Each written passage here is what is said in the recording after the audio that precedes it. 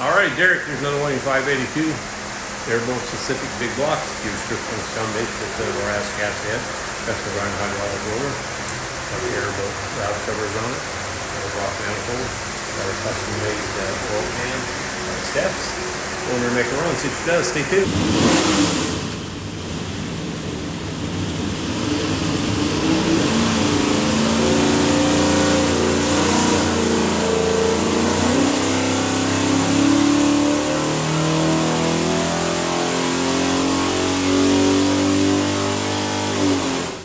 Okie doke, 3,400, 702 foot-pounds of torque, peak torque 742, peak horsepower 698, so everything's good.